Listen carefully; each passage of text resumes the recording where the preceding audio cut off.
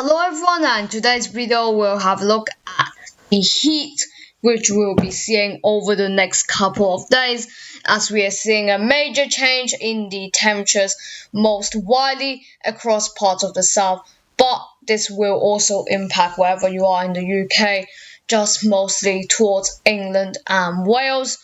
But after yesterday's thunderstorms, we are getting a change. We are starting to see weather starting to fix up, and we're starting to see more high pressure dominance instead of low pressure. So if you're interested in this video, please do stay until the end to see what I'm going to go through.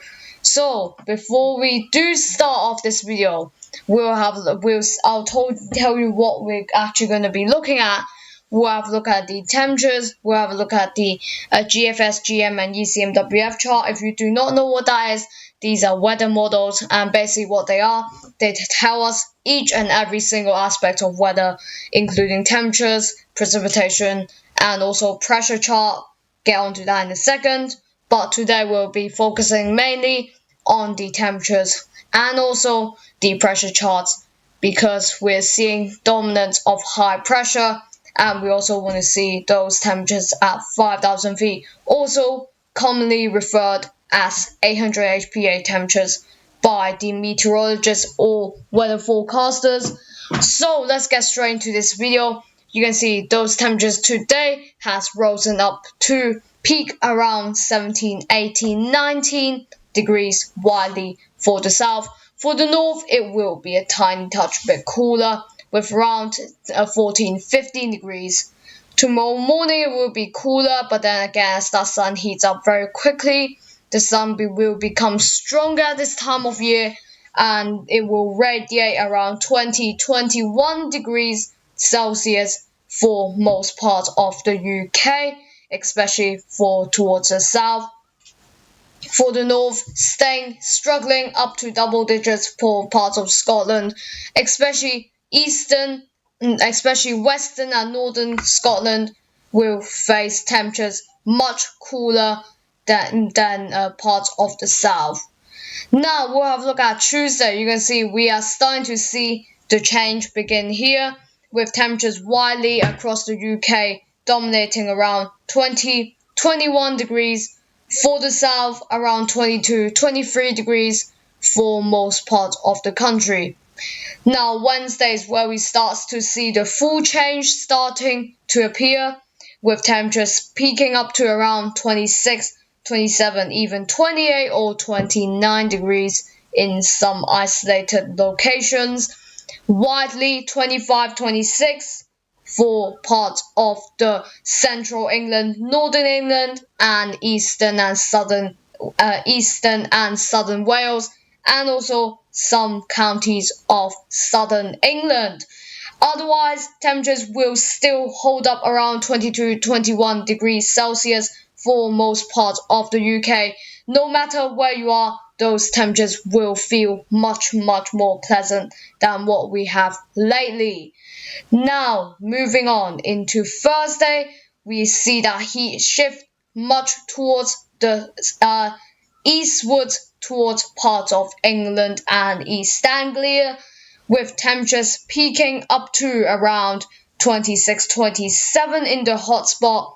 Otherwise, a touch cooler, but still pleasant at around 20, 21 degrees, staying up into low 20s. Otherwise, for parts of Scotland, especially up into the mountain range, it will feel much cooler, struggling up to high teens or even 20 degrees. Now let's go on to the GFS chart. You can see how to read this chart. Green means low pressure system, and the warmer colors means high pressure, and that basically means high pressure, that basically means settled weather, whilst on the other hand, low pressure means stormier, unsettled weather. Now we'll continue this run onto 9th of June tomorrow to start off the week. High pressure nudges in from the south by the nearby continent. We get dragged in by a southerly breeze. Now just stop at 84 hours ahead onto Wednesday. you can see that southerly wind is in control of the UK. This is going to drive all those temperatures up to around the mid-20s, and those temperature deviations will reflect that as well, with temperatures up to around 2 to 4 degrees above average. With the 800 HPA temperatures, you can see sticking around 5 to 10 degrees. 800 HPA temperatures, referred as 5,000 feet temperatures, is usually a good sign to measure how temperatures will be like on the surface. And at the surface, it will be around, let's see more precisely, it will be around 23 to 25 degrees for parts of England and Wales. Moving on further into the run, you can see 96 hours ahead. The southerly wind will continue to blow from the south, stopping right there at 156 hours ahead.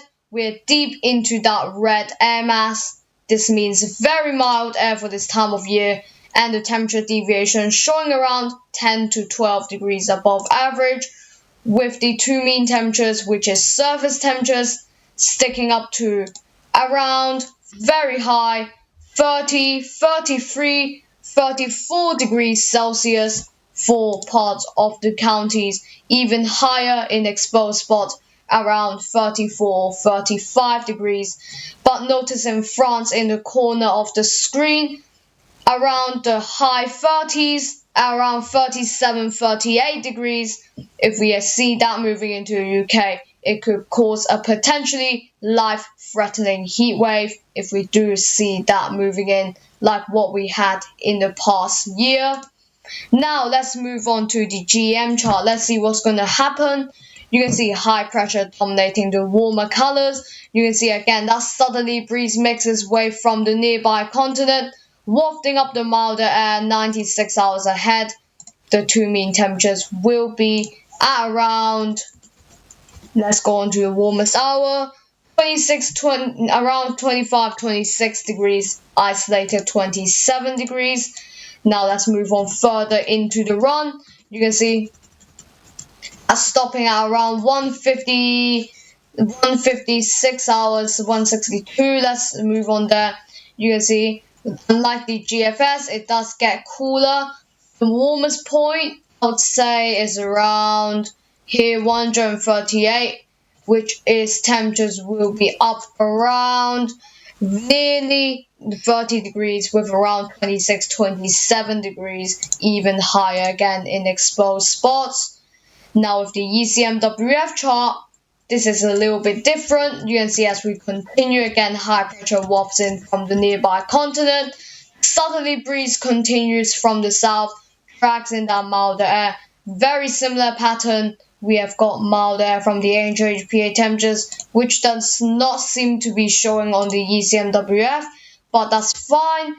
We'll just look at the temperatures at this point at around, let's see, the warmest hour, around 111 hours into the future, 22, 23 degrees, low to mid 20s for most, as we continue in parts of this run at around, let's say, 141 hours ahead. Similar to the GM, it loses the heat and it pulls its way by low pressure instead, and low pressure from the Atlantic will cause it to move the milder air away, and it's going to cause the 800 HPA temperatures to be much cooler than what we want for summer. So all of these runs, including the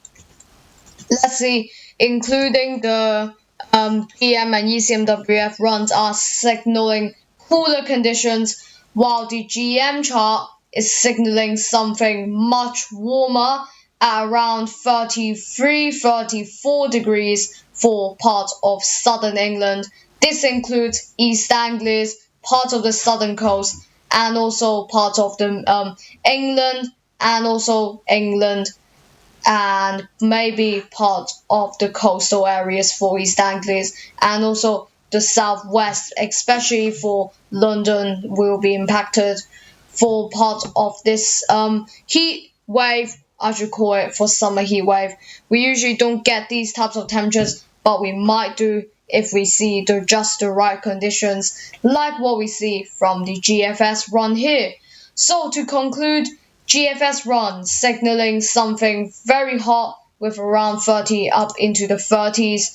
The GM much cooler, sticking up to 26-27 degrees, but the ECMWF, the coldest run of all, is actually much cooler, and we'll see these in action now. The GFS chart is actually, again, look at that summer's heat wave there, plunging up that cold, very warm air, 12-16 degrees above average for the time of year.